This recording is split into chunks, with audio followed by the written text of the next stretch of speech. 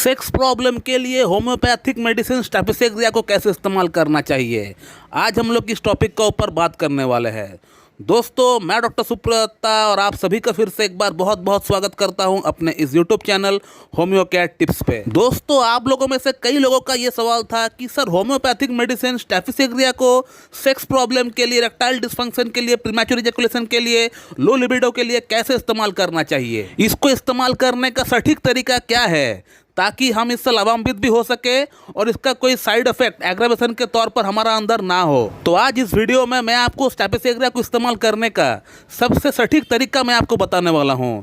मेरे ख्याल से आज तक शायद ही किसी डॉक्टर ने यूट्यूब में इस तरह का सटीक तरीका आपको बताया होगा इससे पहले। दोस्तों, स्टेपिसेग्रिया होम्योपैथी की एक कमाल की मेडिसिन है। ये सिर्फ और सिर्फ सेक्स प्रॉब्लम को ठीक करती है ऐसा नहीं है, ये और भी ढेरों डिजीज को ठीक कर सकती है। और स्टेपिसेग्रिया को लेकर मेरे इस चैनल के ऊपर एक फुल फ्लेजेड वीडियो ऑलरेडी मौजूद है, उसे भी आप देख सकते हैं। लेकिन आज इस वीडियो में मैं आपको 3 सिम्टम बताऊंगा, 3 लक्षण बताऊंगा, जिन लक्षण के आधार पर अगर आपको यौन समस्या है आप इस मेडिसिन को इस्तेमाल करके आप इसका लाभ उठा सकते हैं। पहले मैं आपको वो 3 सिम्टम बताऊंगा, उसके बाद इस मेडिसिन को कैसे इस्तेमाल करना चाहिए, कैसे पोटेंसी का सिलेक्शन करना चाहिए, ये भी मैं आपको बताऊंगा। दोस्तों, स्टेपिसेग्रिया का पेशेंट का जो पहला लक्षण है वो ये है कि इसका पेशेंट बहुत ही कामुक नेचर का होता है, बहुत ही कामुक प्रवृत्ति का होता है। इसका पेशेंट का अंदर सेक्स की इच्छा, सेक्स की डिजायर बहुत ज़्यादा होता है और वो भी लैसिवियस थॉट्स के साथ। इसका पेशेंट 24 घंटा में से 12 घंटा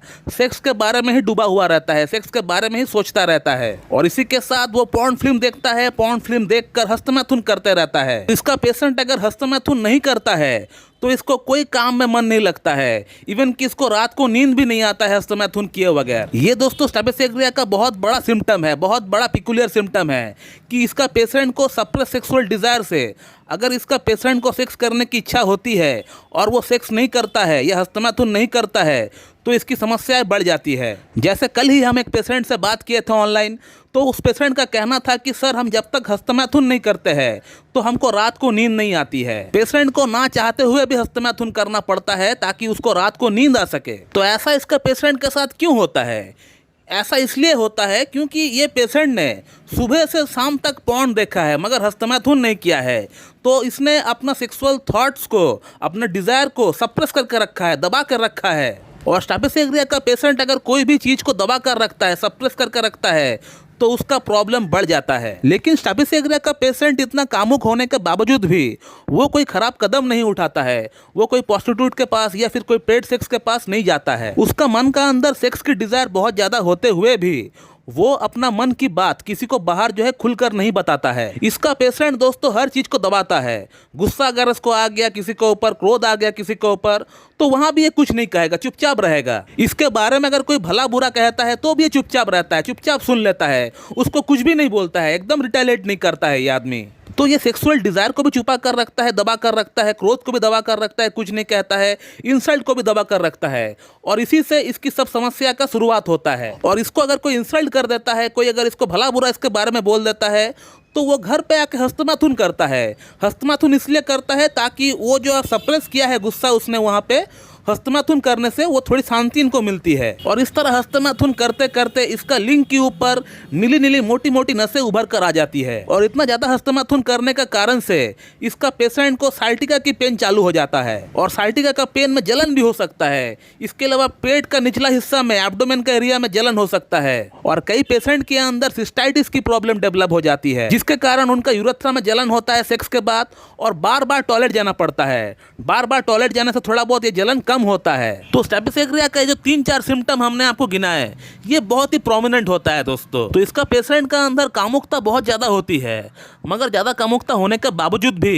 ये कोई गलत कदम नहीं उठाता है और लिंग की नसें उभर कर बाहर आ जाती है। ये पहला सिम्टम हो गया। सेकंड जो सिम्टम हमने आपको बताया वो ये था कि अगर ये सेक्सुअल डिजायर को सप्रेस करता है तो इसका प्रॉब्लम बढ़ जाता है। वो कैसे? अगर ये पॉर्न देखता है मगर हस्तमैथुन नहीं करता है तो इसका प्रॉब्लम जो है बढ़ जाता है। इसको जो है काम करने की मन नहीं करेगी, इसको हेडेक चालू हो जाएगा, इसका पेट में दर्द होगा, इसका लैट्रिन चालू हो जाएगा, इसको रात को नींद नहीं आएगी। ऐसा क्यों होता है? क्योंकि उसने जो सेक्सुअल डिजायर को सप्रेस कर लिया, उसने पॉर्न तो देखा मगर हस्तमैथुन नहीं किया, उसने जो है सोच को दबा कर रख दिया, तो कोई भी चीज़ को अगर दबाता है स्ट्रेप्टोसेरिया का पेशेंट तो उसका अंदर प्रॉब्लम बढ़ जाता है। ये सबसे प्रमुख बात होता है स्ट्रेप्टोसेरिया का अंदर।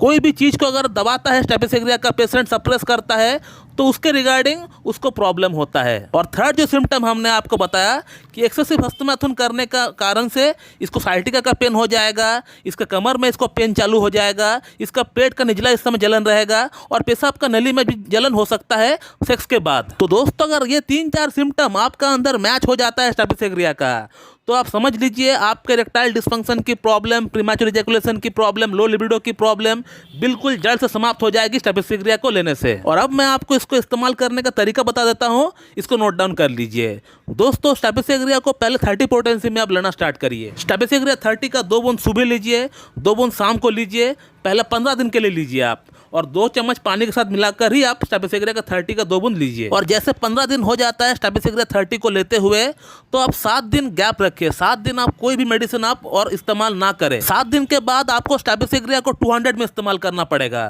स्ट्रेप्टोसेरिया 200 आप लेकर आइए, उसका 2 बूंद आपको 1 चम्मच पानी के साथ मिलाकर सुबह नाश्ते से पहले आपको लेना है, अप टू 7 डेज, 7 दिन के लिए आपको लेना है। और जैसे स्ट्रेप्टोसेरिया 200 को लेते हुए 7 दिन हो जाता है, तो 7 दिन और गैप दे आप। 7 दिन और गैप देने के बाद आप स्ट्रेप्टोसेरिया 1 ml लेकर आइए, उसका 1 बूंद 2 चम्मच पानी के साथ मिलाकर आप एक बार ले लीजिए नाश्ते से पहले। एक ही बार आपको लेना है, नाश्ते से पहले आप एक बार ले लीजिए, 1 बूंद 2 चम्मच पानी में मिलाकर। स्ट्रेप्टोसेरिया को 1 ml में आपको रिपीट नहीं करना है दोस्तों, इसका सिंगल डोज ही आपको लेना है। तो ये रहा स्ट्रेप्टोसेरिया को इस्तेमाल करने का सही तरीका।